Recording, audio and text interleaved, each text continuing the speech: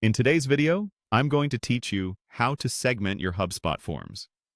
We'll walk through a simple way to segment your forms list by customizing the columns you see in HubSpot.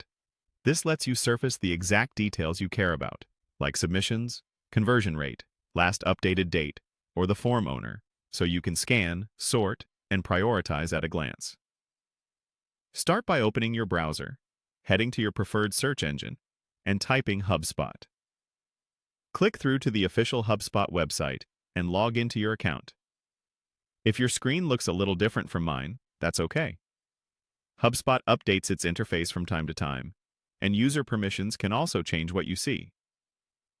Once you're in, move your cursor to the left sidebar and look for the Marketing section. From there, select Forms. This takes you to the Forms dashboard, where all your forms are listed. Think of this page as your control center for quickly understanding performance and finding exactly what you need. At the top right of the Forms page, click the Actions button. From the drop-down, choose Edit Columns.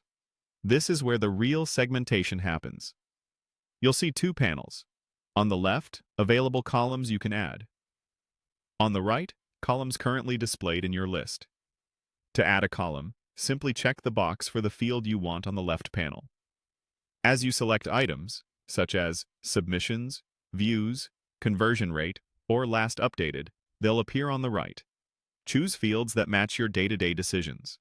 For example, if you're optimizing lead flow, conversion metrics and submission counts are essential. If you're coordinating with a team, form owner and last updated can help with accountability. To remove a column you don't need, click the small X next to that column on the right panel. Keep your list focused. Fewer, more meaningful columns make it easier to spot trends and outliers without scrolling.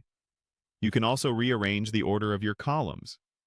Click and drag a column on the right panel to move it up or down. Put your highest priority information, like conversion rate or submissions, near the left so it's visible without horizontal scrolling. When you're happy with the setup, click Apply. Your Forms dashboard will refresh to reflect your selections immediately. If something doesn't look right, just head back to Actions, open Edit Columns again, and fine-tune. A quick tip: align your column set with a specific goal, whether that's performance monitoring, content maintenance, or campaign ownership, and revisit these choices as your priorities evolve. That's it. Your forms list is now segmented in a way that works for you.